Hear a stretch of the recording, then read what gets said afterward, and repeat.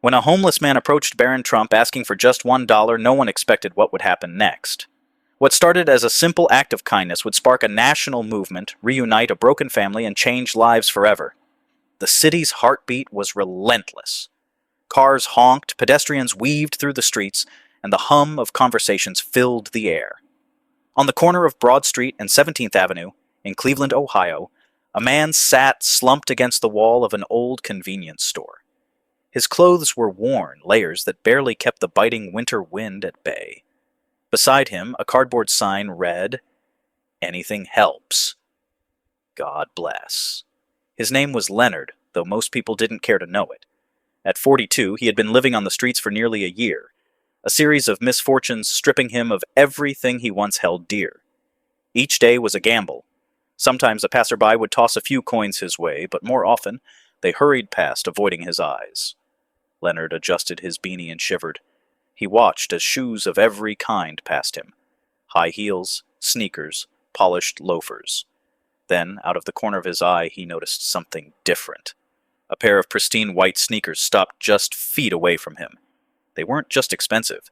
They were the kind only someone truly young and privileged would wear. Leonard glanced up, his curiosity piqued. Standing there was a teenager, tall and unmistakably composed, with his hands tucked casually into the pockets of a sleek jacket. Leonard squinted against the sunlight. He recognized the face, but couldn't immediately place it. The boy was waiting at the corner, scrolling through his phone, completely unaware of the attention he was drawing. People around whispered, some even pulling out their phones discreetly to snap pictures. Leonard hesitated. He wasn't one to approach anyone unless they made eye contact first. But something about the boy's demeanor struck him. He wasn't in a rush like everyone else. There was an air of quiet observation, a calmness that seemed out of place amidst the city's chaos. Taking a breath, Leonard spoke up, his voice dry from the cold. "Hey, young man," he called, forcing a smile. "Can you spare $1?" The boy froze mid-scroll, his head tilting slightly as if to confirm he'd heard correctly. Slowly, he turned to face Leonard, his expression unreadable. For a moment, the world around them seemed to slow down. Leonard braced himself for rejection. He was used to it. But what happened next was anything but ordinary. "What do you need it for?" the boy asked, his voice calm but firm. The question caught Leonard off guard. It wasn't rude or dismissive, but there was a weight to it, as if the boy genuinely wanted to know. Leonard's throat tightened. He hadn't expected a conversation. "Well," he began, rubbing his hands together for warmth, "a cup of coffee would be nice. Maybe a sandwich if I'm lucky." His voice faltered. There was something unsettling about being questioned, but there was no malice in the boy's tone. Just curiosity. The boy stepped closer, his phone now forgotten in his pocket. Leonard could feel the stares of others, the silent judgment of people wondering why someone like this kid would waste his time on a man like him. Leonard wanted to shrink away, to avoid the embarrassment, but the boy's gaze held him there. "What's your name?" the boy asked. "Leonard," he replied, his voice barely above a whisper. The boy nodded slightly, his brow furrowing as if he were processing something far beyond the moment. "I'm Barron," he said simply. There was no arrogance, no sense of self-importance in his introduction, just an unexpected sincerity. The hum of the city returned, but something in that exchange was different. The air between them felt charged, as if this brief moment would lead to something far greater. Leonard shifted uneasily on the cold pavement, unsure how to respond. Barron's presence was unlike anything he had encountered before. Most people ignored him, averted their gaze, or tossed loose change in his direction without so much as a word. But here was this young man, not just stopping, but actually talking to him as if he were an equal. Barron crouched down to meet Leonard at eye level. The move startled Leonard. No one had ever done that before. "How long have you been out here?" Barron asked, his tone calm but direct. Leonard hesitated. Sharing his story wasn't something he usually did. People didn't care about the why, only the spectacle of his misfortune. but there was something disarming about Barron's demeanor. "Almost a year now," Leonard admitted. "Lost my job after the plant shut down. Then my health took a turn. Couldn't keep up with rent." He paused, swallowing the lump in his throat. "It's been downhill ever since." Barron listened intently, his eyes narrowing slightly, not out of judgment, but focus. It was a look Leonard wasn't used to, a mix of curiosity and concern, as if the teenager were piecing together a puzzle in his mind. Leonard noticed the quiet tension growing among the crowd around them. People were watching, whispering, some even pausing, their curiosity piqued by the unusual sight of the young Trump heir crouched on the sidewalk beside a homeless man. "What about family?" Barron asked. Leonard's jaw tightened and he shook his head. "Don't have much of that anymore. My folks passed years ago. My brother, well, we haven't talked in ages." He chuckled bitterly. "Not much left to lose when you've already lost it all." Barron was quiet for a moment, as if weighing Leonard's words carefully. Then, without breaking eye contact, he reached into his pocket. Leonard's pulse quickened. He had asked for $1. Just one. But Barron's movements suggested something different. When his hand emerged, he wasn't holding a single bill, but a crisp $100 note. The sight made Leonard blink in disbelief. "Here," Barron said, extending the bill toward him. "This should cover more than coffee." Leonard stared at the money, stunned. For a moment he couldn't move. It wasn't just the amount, it was the gesture itself. "Are you serious?" Leonard finally managed to ask, his voice cracking. "Why would you do that?" Barron shrugged lightly. "Because I can." The simplicity of his answer left Leonard speechless. But before he could respond, Barron leaned in a little closer. "But listen," he added, his voice dropping to a softer tone. "This isn't just about the money. I want you to promise me something." "What's that?" Leonard asked, gripping the bill like it might vanish. Barron's expression shifted, becoming more serious. "If I help you today, you've got to help yourself tomorrow. Deal?" Leonard felt a lump rise in his throat. The words hit harder than he expected. For the first time in what felt like forever, someone wasn't just handing him a lifeline. They were challenging him to climb out of the hole he'd fallen into. Leonard nodded, unable to find the right words. "Good," Barron said, standing back up. He glanced around at the gathering crowd, his calm demeanor unshaken by the attention. Leonard felt his cheeks burn as he noticed people recording the interaction on their phones.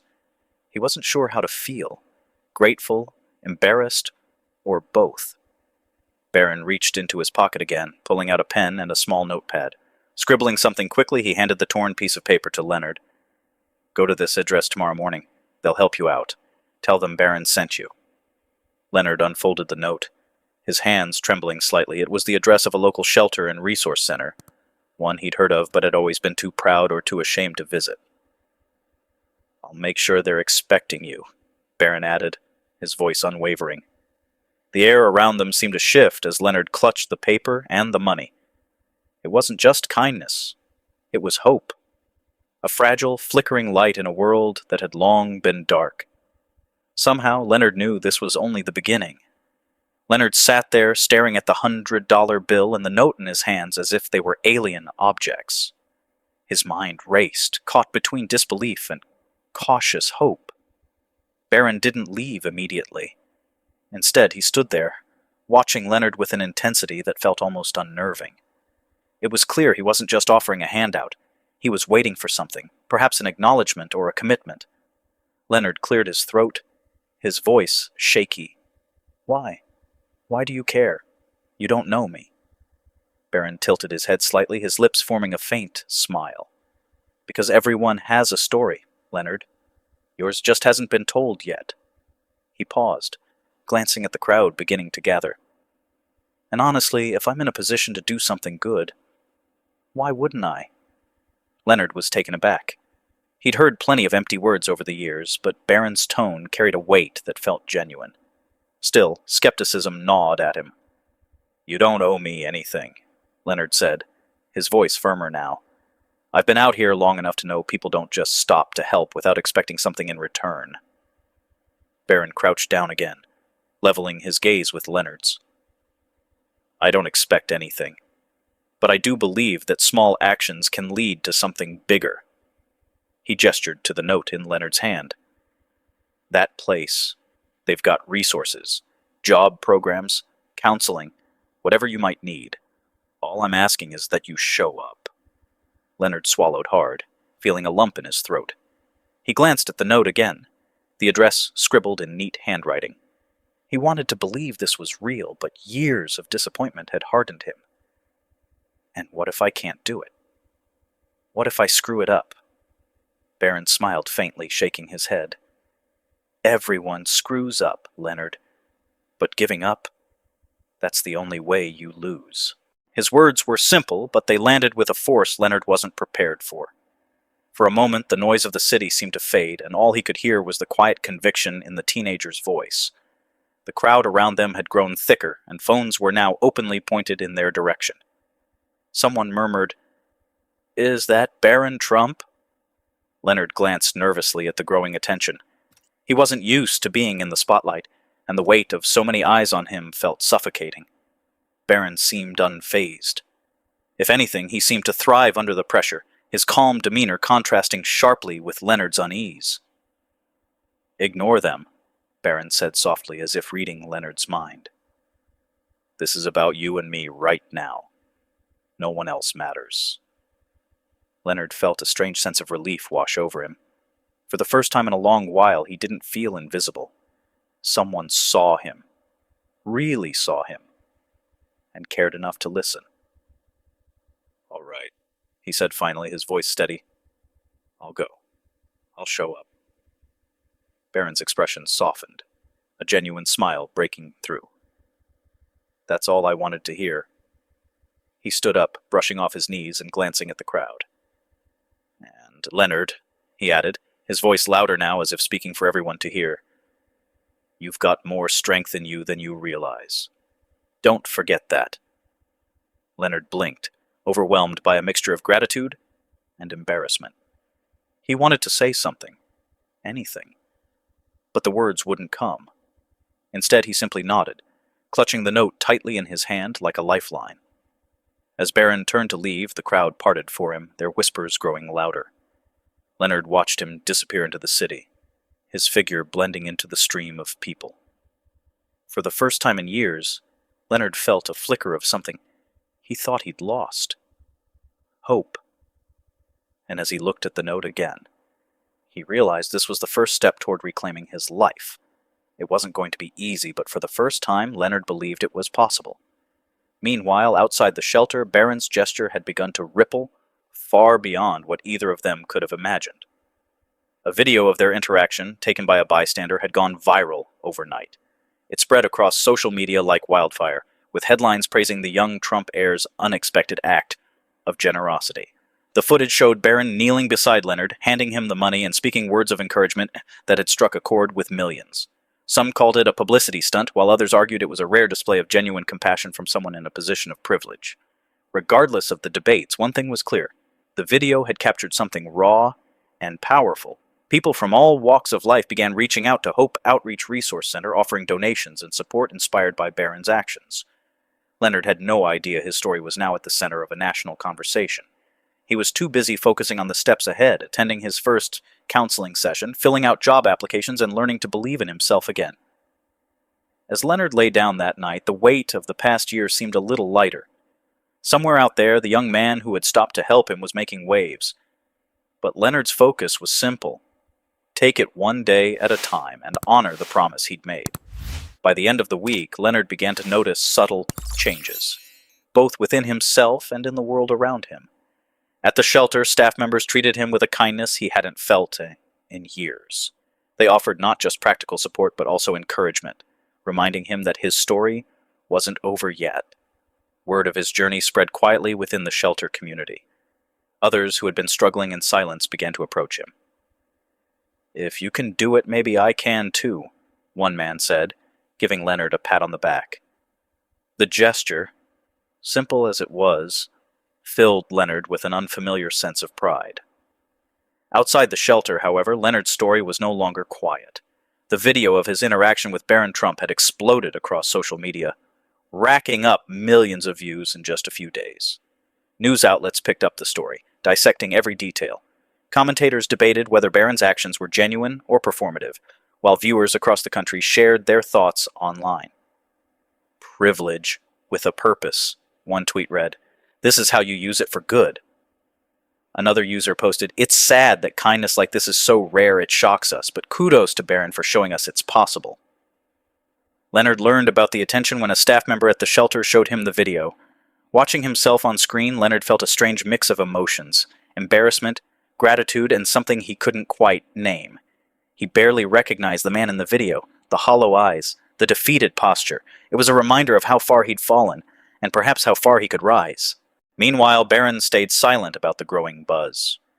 He refused interviews, avoided public statements, and ignored the online noise. To him, this wasn't about basking in praise, it was about Leonard. Behind the scenes, Barron quietly ensured that the shelter received substantial donations, enough to expand its programs and help even more people like Leonard. The video sparked a larger movement. People across the country began sharing their own acts of kindness, tagging them with hashtags like #KindnessChallenge and #PayItForward. Local organizations reported increases in donations, and volunteers stepped forward in droves, inspired by the simplicity of Barron's gesture. For Leonard, the ripple effect became more personal. One evening, as he sat in the shelter's common room, he was approached by a man who looked oddly familiar. "Leonard?" the man asked hesitantly. Leonard squinted, trying to place the face. Then it clicked. "Paul?" he said, his voice trembling. It was his younger brother, the one he hadn't spoken to in over a decade. The two men stared at each other, the weight of lost years hanging between them. "I saw the video," Paul admitted, sitting down beside him. I didn't know things had gotten so bad for you. I should have reached out sooner." Leonard shook his head, fighting back tears. "It's not your fault. I didn't exactly make it easy for anyone to find me." Paul placed a hand on Leonard's shoulder. "Well, I'm here now, and I'm not going anywhere." The reunion was bittersweet, a reminder of what had been lost, but also of what could still be rebuilt.